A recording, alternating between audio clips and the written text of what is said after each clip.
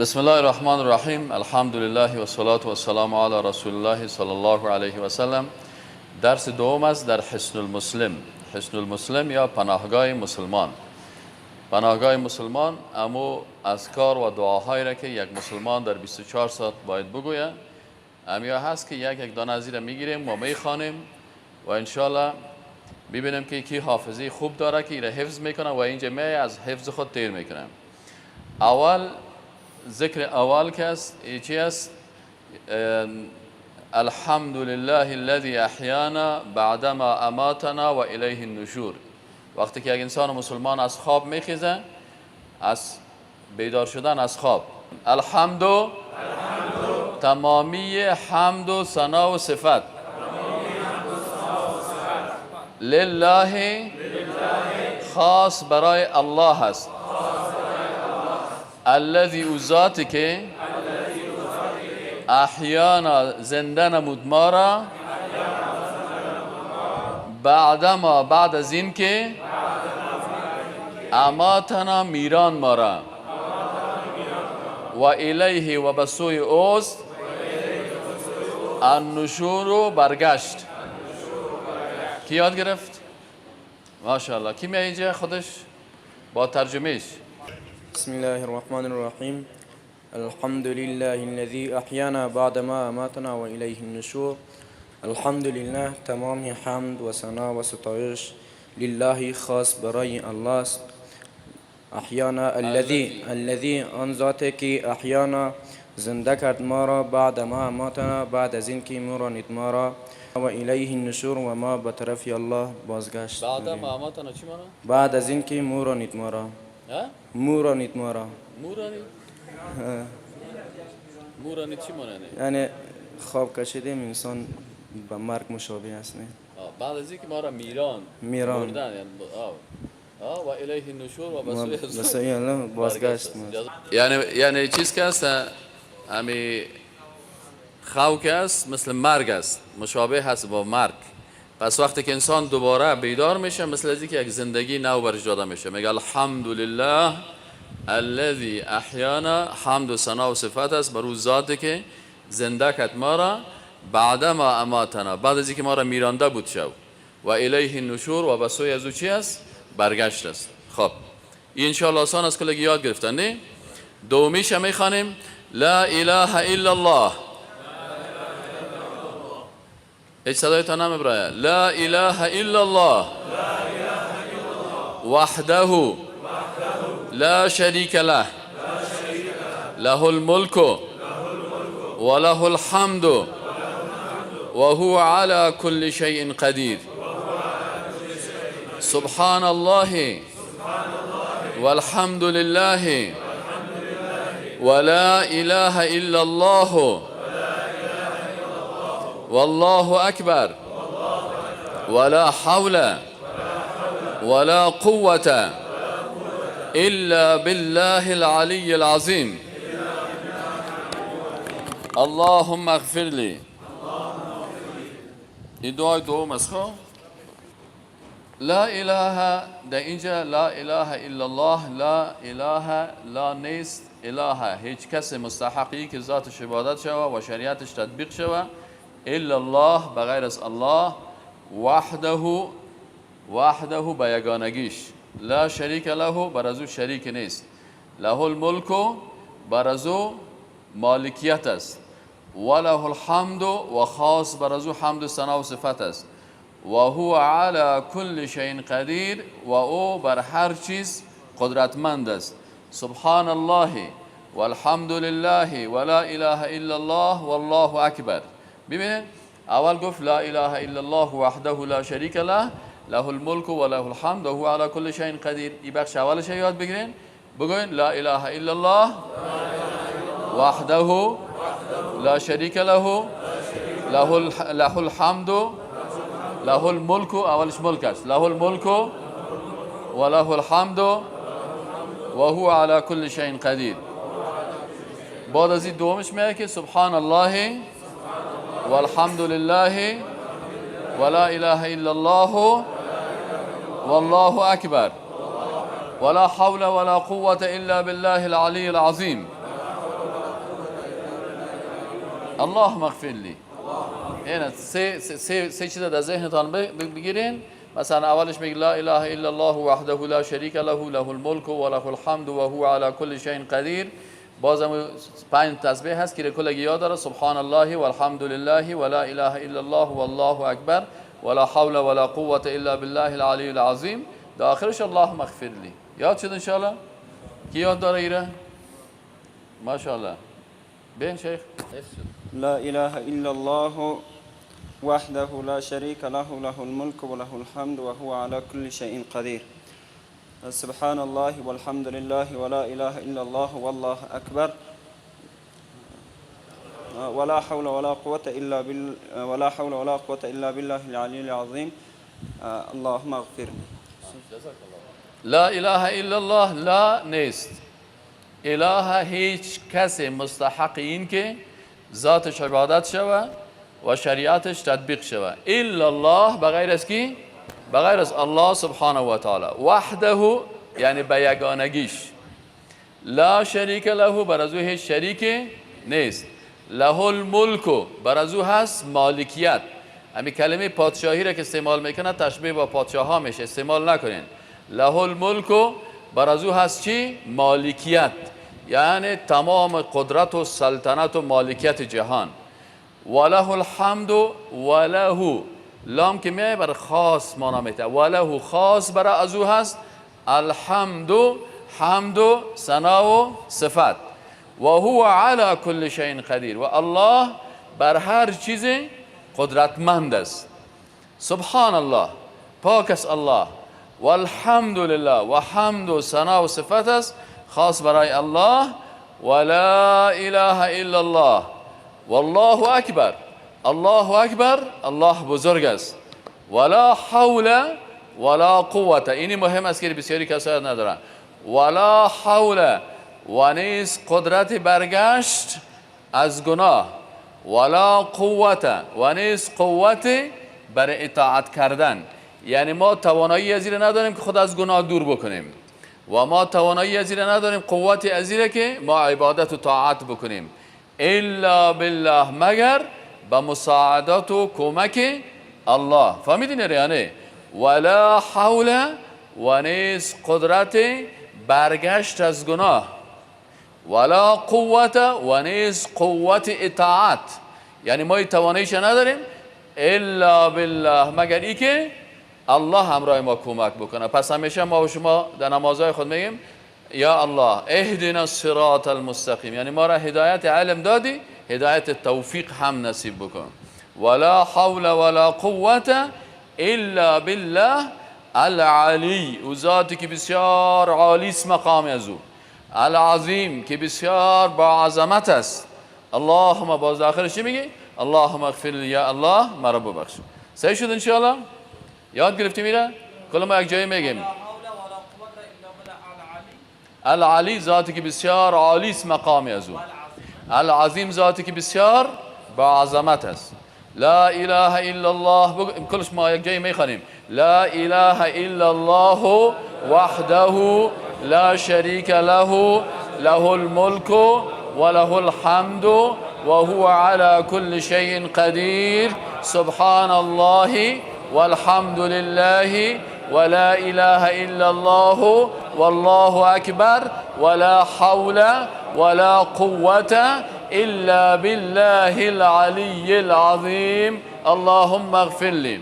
کتما یک جای بخوانیم، باز میخوانیم لا اله الا الله، یک جایی میخوانیم لا اله الا الله،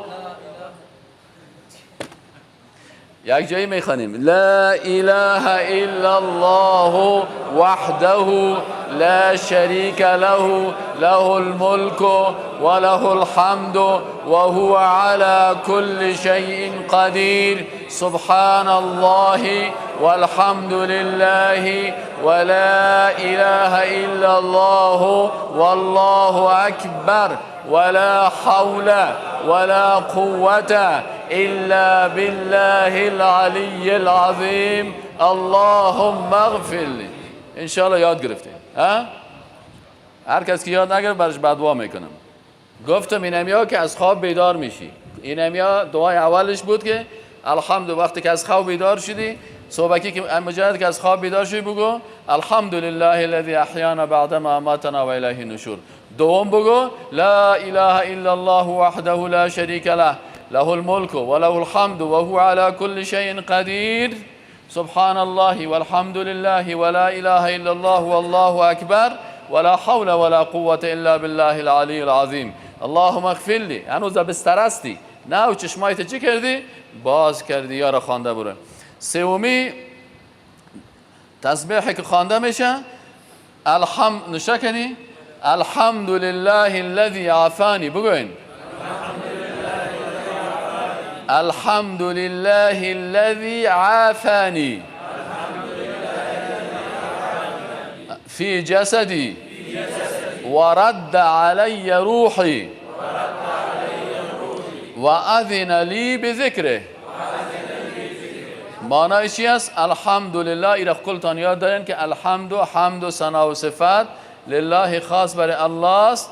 الذی او ذاتی که عافانی مرا عافیت داد. برای چی داد؟ برای جسم چی داد؟ سلامتی بخشید. عافانی فی جسدی یعنی عافیت و سلامتی داد. در کجا؟ در جسد من. ورد علی روحی. این روح من خود در خو رفته بود. اگه نمی قسم قبض روح میشدم من هیچ چیز کردنم، لکن الله دوباره این روح به جسد ما آورد. ورد و برگردان علی بر من روحی روح من، یعنی زندگی نو نصیب مکد. و اذن لی بذکره و اجازه داد برای من که من ذکر از او را بکنم. چه قسم بگیم؟ الحمد لله الذي عافانی فی جسدی. بگوین الحمد لله الذي عافانی فی جسدی عافانی فی جسدی ورد علی روحی ورد علی روحی و اذن لی بذکره. این حتی اگه گنگام بشنم و برشانم تو چیز میکنم نه که حتی آدم بفهمد در چیزش. الحمد لله الذی عافانی فی جسدی ورد علی روحی و اذن لی بذکره. این سه چیز از دی. اول هم بگی به اون ذاتی که چی کرده؟ سه کار برای تو کرده. فهمیده یعنی عافیت در جسد داد، روح دوباره برگشتن و اجازه داد که ما او را چی کنیم؟ ذکر بکنیم. صحیح شد نه انشاءالله؟ فهمیدین ایره؟ یک برادر از اینجا قرآن شریف ها برای کدام یک دانه قرآن شریف برشان بان که همین این دیگه آیت شریف است. ایره برشان هم آیت میخوانم قرآن پیششان باشه خوبتر است. سوره آل عمران است. سوره آل عمران آیت 190 تا 200.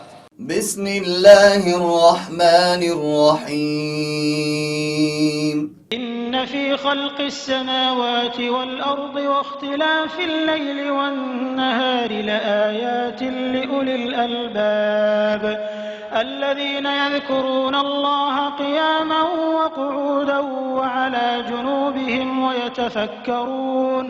ويتفكرون في خلق السماوات والأرض ربنا ما خلقت هذا باطلا سبحانك فقنا عذاب النار ربنا إنك من تدخل النار فقد أخزيته وما للظالمين من أنصار ربنا إننا سمعنا مناديا ينادي للإيمان أن آمنوا بربكم فآمنا ربنا فاغفر لنا ذنوبنا وكفر عنا سيئاتنا وتوفنا مع الأبرار ربنا وآتنا ما وعدتنا على رسلك ولا تخزنا يوم القيامة إنك لا تخلف الميعاد فاستجاب لهم ربهم أني لا أضيع عمل عامل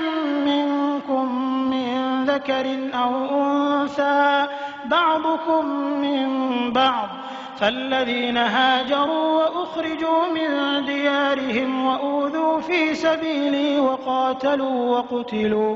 وقاتلوا وقتلوا لأكفرن عنهم سيئاتهم ولأدخلنهم جنات تجري من تحتها الأنهار ثوابا من عند الله والله عنده حسن الثواب لا يغرنك تقلب الذين كفروا في البلاد متاع قليل ثم مأواهم جهنم وبئس المهاد لكن الذين اتقوا ربهم لهم جنات تجري من تحتها الأنهار خالدين فيها نزلا من عند الله وما عند الله خير للأبرار وإن من أهل الكتاب لمن يؤمن بالله وما أنزل إليكم وما أنزل إليهم خاشعين لله لا يشترون بآيات الله ثمنا قليلا أولئك لهم أجرهم عند ربهم إن الله سريع الحساب يا أيها الذين آمنوا اصبروا وصابروا ورابطوا واتقوا الله لعلكم تفلحون. باز یاد بگیرن و با ترجمهش انشاءالله. مقصد حالا فهمیدن که یعنی ما و شما در صبح وقتی که از خواب میخیزیم، هر وقتی که از خواب میخیزیم ما و شما 4 ذکر داریم. ذکر اولش، دومش، سومش و چهارمش. چهارمیش همین آیات شریف بود که این میاره در وادی بیدار شدن از خواب رسول الله صلی الله علیه و سلم این می اذکار خواندن. خب حالا میایم استاد دعای پوشیدن لباس. دعای پوشیدن لباس، یک نفر لباس میپوشه وقتی که الله گفته که یا ایها الذین آمنوا اذکروا الله ذکرا کثیرا، ذکر کثیری میشه که انسان در وادی لباس پوشیدن خود هم بعضی کسا وادی که لباس میپوشه خواندن میکنه، در میان لباس پوشیدن خود خواندن میکنه یا قصه میکنه. اموجه باید چی کنه؟ ذکر بکنه.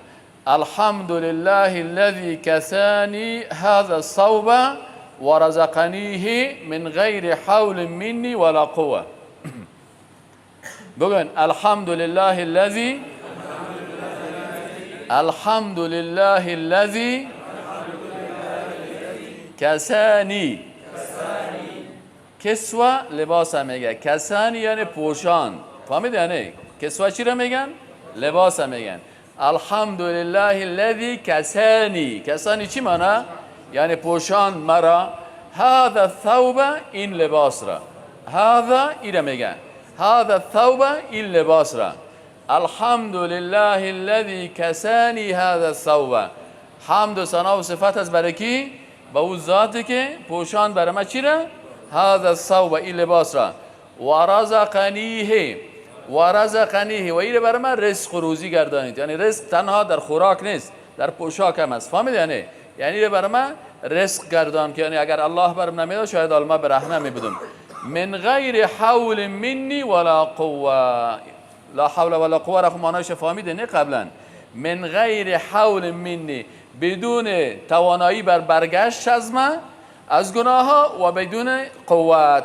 یعنی الله سبحانه و تعالی بدون که من قدرت و توانایی داشته باشم ایره برای من چی کرد؟ نصیب ما کرد. بسم الله الرحمن الرحیم. الحمد لله الذي كساني هذا الثوب ورزقنيه من غير حول مني ولا قوة. ترجمهش؟